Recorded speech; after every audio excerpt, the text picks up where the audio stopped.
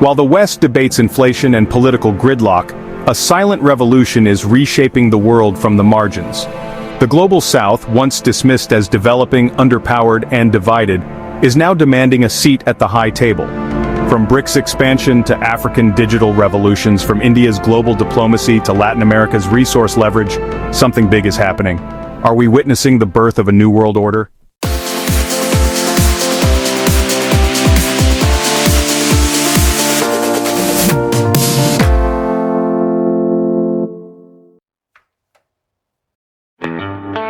When we say Global South, we're not talking about a compass direction, we're talking about a shared historical experience. These are the countries that were colonized, exploited, and often ignored in global decision-making. But they are also the emerging centers of growth, population, and resilience. From India and Indonesia to Nigeria and Brazil, the Global South includes over 85% of the world's population. It's a term born out of resistance to economic dependency, cultural dominance, and geopolitical marginalization. For decades, these nations sat at the receiving end of aid packages, structural reforms, and diplomatic lectures.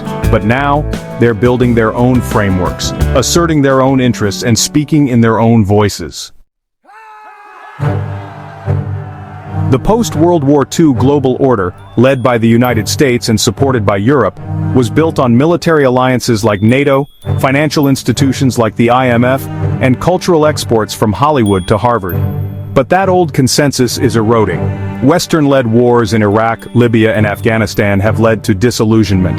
Global South countries now question the moral authority of a West that preaches democracy, but often undermines it. Economically, the West is mired in debt, internal political paralysis, and widening inequality. Meanwhile, emerging economies are growing, sometimes faster, sometimes more adaptively. What we're witnessing isn't just a redistribution of economic power, it's a reshaping of legitimacy. Who gets to define international norms? Who gets to lead global narratives? The answer is no longer so clear. 2023 was a turning point. BRICS, once dismissed as a talk shop, invited 6 new members, including Iran, Egypt, and Saudi Arabia. It now controls over 40% of global oil production and more than 30% of global GDP by PPP. That's not symbolic, that's structural power. Alongside BRICS is a quiet revolution in infrastructure diplomacy. India, through the India-Middle East-Europe Economic Corridor, IMEC, is building a strategic alternative to China's Belt and Road Initiative. This corridor, backed by the EU and the US, connects India to Europe via the UAE, Saudi Arabia, and Israel, blending soft power with hard logistics. Meanwhile, institutions like the New Development Bank, Asian Infrastructure Investment Bank, and the African Continental Free Trade Area are redefining what development even means, no longer dictated by Washington, but shaped in Johannesburg, Shanghai, and Sao Paulo. Among the Global South nations, India stands apart, not just in size but in strategic balance. It shares the Quad with the US, Japan, and Australia, yet is a founding member of BRICS. It imports oil from Russia, trades with Iran, and hosts US defense officials, without picking sides. It leads in space technology, vaccine production, and fintech innovation, yet retains deep cultural and civilizational identity. India's digital public infrastructure, the so-called India Stack, is now being exported to countries across Africa and Southeast Asia. From Aadhaar to UPI, India is offering low-cost, scalable tech solutions that bypass the Silicon Valley monopoly.